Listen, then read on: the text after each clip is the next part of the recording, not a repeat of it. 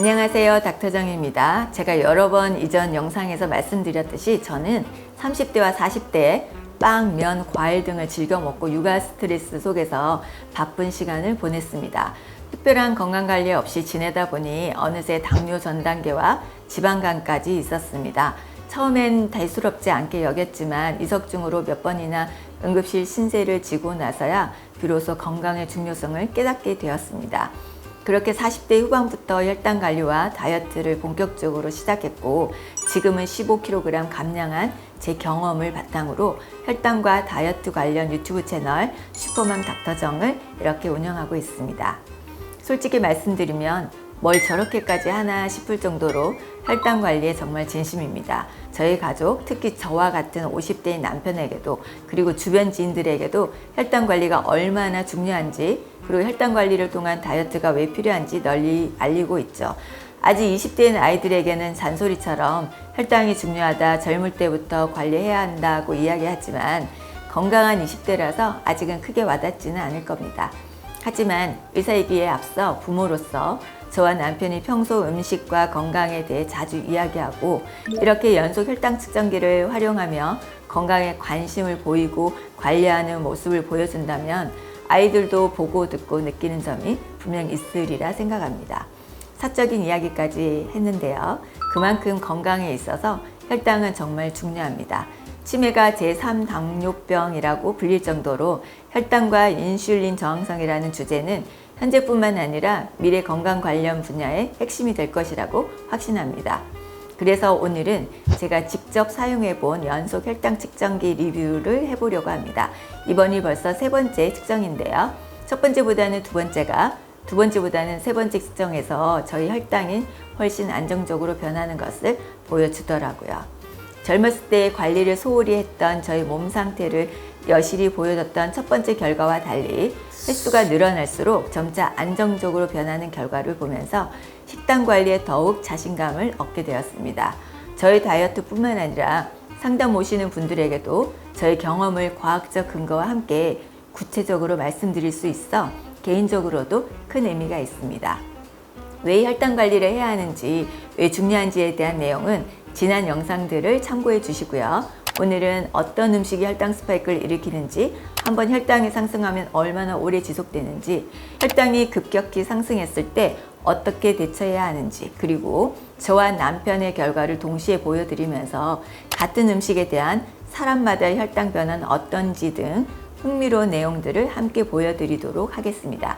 제가 10일 동안 착용했던 연속 혈당 측정기에 대한 내용과 혈당 관리 팁을 지금부터 여러분과 공유합니다. 자, 그럼 시작해 볼까요? 영상 끝까지 함께 해주세요.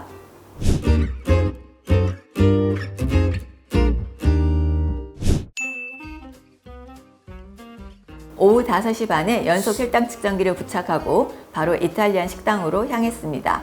저녁으로 피자와 파스타를 먹었죠. 본 식사 전에 문어와 감자, 올리브로 만든 에피타이저를 천천히 먹었고, 특히 문어와 올리브 위주로 먼저 먹었습니다. 식전빵은 일부러 먹지 않았고요. 레몬수를 식전에 한 컵, 식사 중 한 컵 정도 조금씩 마셨습니다. 메인 요리인 파스타와 루꼴라 피자가 나왔을 때도 최대한 천천히 먹으려고 노력했어요. 파스타에 마늘을 먼저 먹은 다음 파스타 면과 피자를 먹었습니다. 약 40분 정도 식사를 마친 후에는 바로 식후 30분 걷기를 시작했습니다. 식전 혈당은 100 정도에서 시작했고, 식사가 끝날 무렵에는 130 정도였습니다. 식후 30분 걷기 덕분에 그 후 급속하게 오르는 혈당 스파이크는 없었지만, 걸으면서 떨어졌던 혈당이 다시 앉아있으니 오르면서 130에서 150 사이로 식후 2시간에서 3시간 동안 지속되었습니다. 이를 통해 탄수화물이 많은 음식을 먹으면 거꾸로 식사를 하더라도 다소 높은 혈당이 오래 지속된다는 것을 알 수 있었습니다. 둘째 날 저녁 식사로 콩나물과 훈제 오리를 같이 볶아 20분 이상 천천히 먹었습니다. 그 후 햇반 180g짜리 한 개와 김치를 거의 3분 안에 다 먹었죠. 단백질과 야채를 먼저 먹었으니 혈당이 어느 정도 안정적으로 유지될 것이라고 생각했지만, 한 공기 밥과 김치를 너무 빨리 먹어서인지 혈당이 180까지 상승했습니다. 식후 1시간 정도 걷고 난 후 혈당이 125 정도로 떨어졌으나 가만히 앉아 있으니 다시 150까지 올랐습니다. 거의 3시간 가까이 140 정도를 유지하다가 수면 전인 식후 4시간이 지나서야 120으로 떨어졌습니다.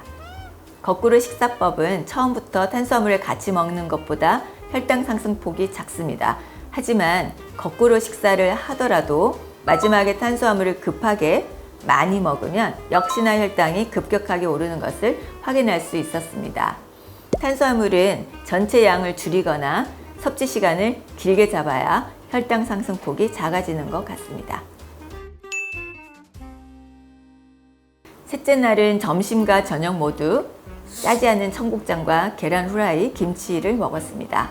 식후 1시간 혈당은 140에서 150 사이로 다소 양호했습니다.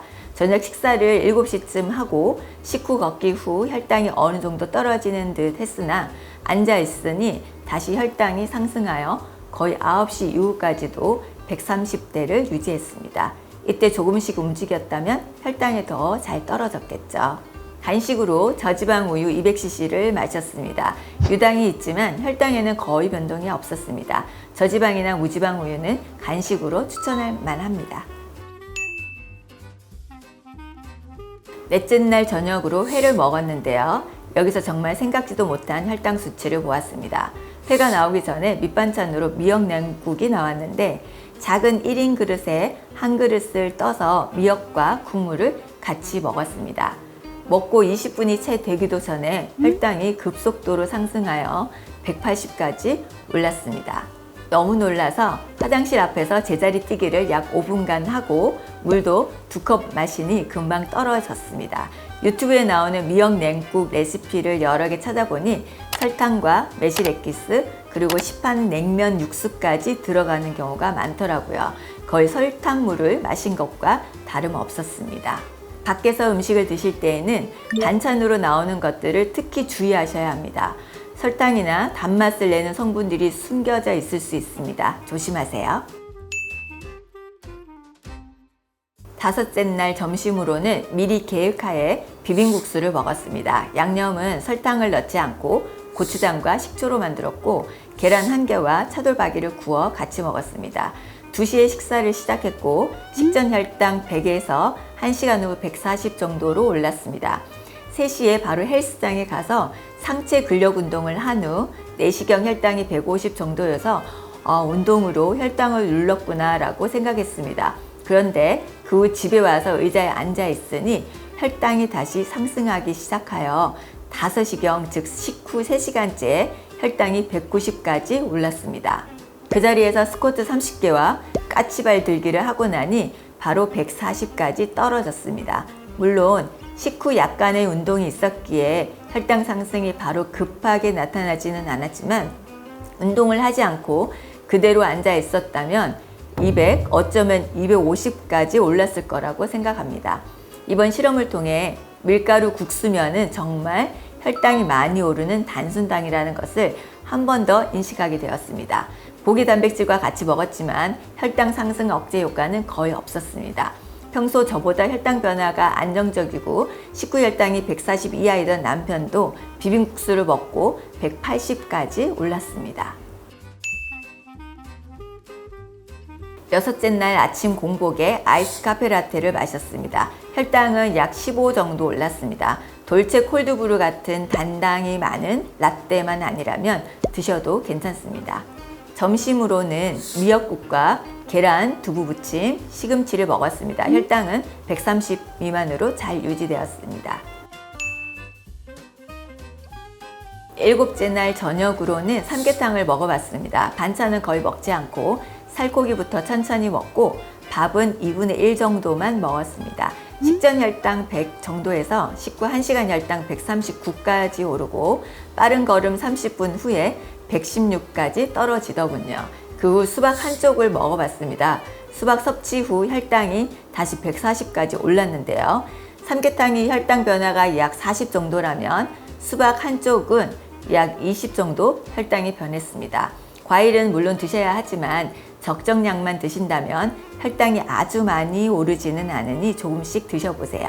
역시나 거꾸로 식사법으로 단백질을 충분히 먹고 나서 탄수화물 밥을 조금 먹고 식후 30분 빠르게 걷는 것은 혈당 관리에 매우 효과적입니다. 8째 날 저녁으로는 소고기 구이와 아스파라거스, 표고버섯 구이를 배부르게 먹었습니다. 식후 1시간 혈당은 130 정도로 아주 만족스러웠습니다. 고기와 야채 위주의 식단은 혈당 관리에 정말 좋습니다. 배는 부르지만 혈당은 너무 안정적이었어요.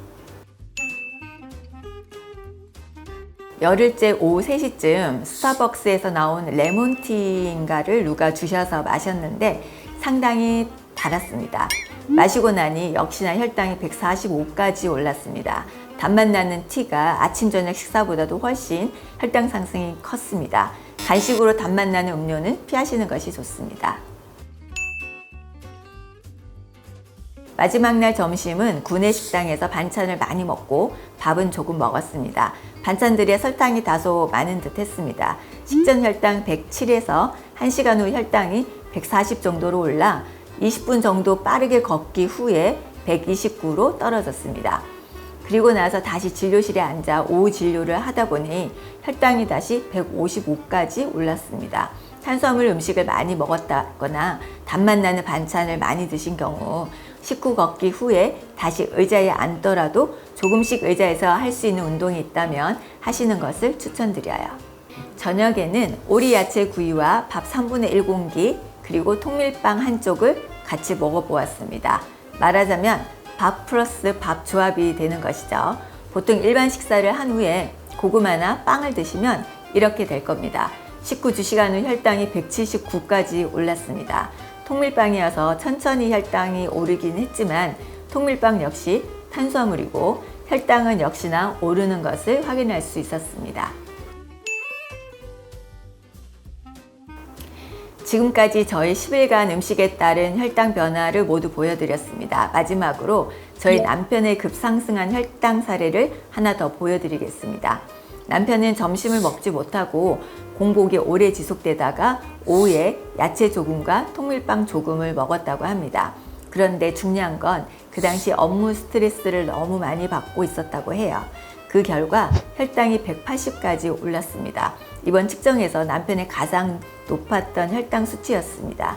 이는 스트레스가 혈당 변화에 큰 영향을 미친다는 것을 명확히 보여주는 사례라고 판단됩니다.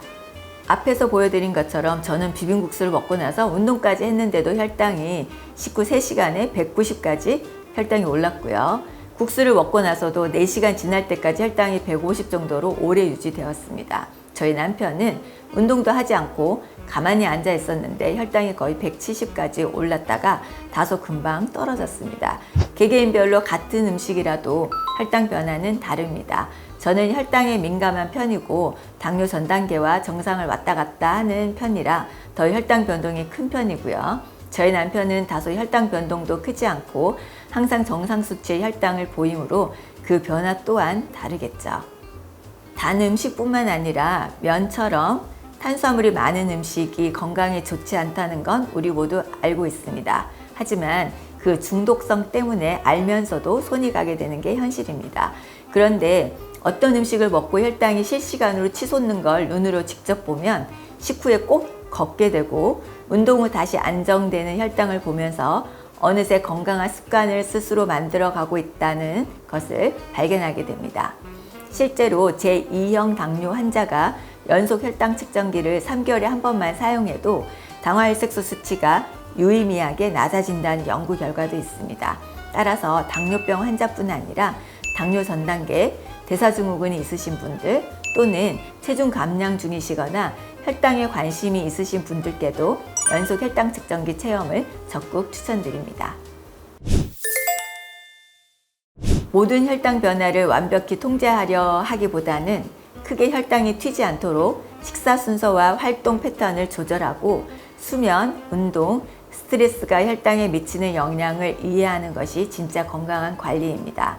가능하다면 가공식품은 줄이고 외식은 최소화하시고 면류와 설탕이 많은 음식은 가급적 피하시고 거꾸로 식사법, 식후 걷기, 스트레스 관리를 실천해 보세요. 작은 실천이 큰 변화를 만들어냅니다. 오늘은 제가 직접 체험한 10일간의 연속 혈당 측정기 리뷰를 공유해 드렸는데요. 다음에도 실질적인 건강 정보와 제 경험을 바탕으로 한 더 유익한 영상으로 찾아뵙겠습니다. 혹시 혈당 반응이 궁금한 음식이 있다면 댓글로 남겨주세요. 다음 측정 때 직접 실험을 보겠습니다.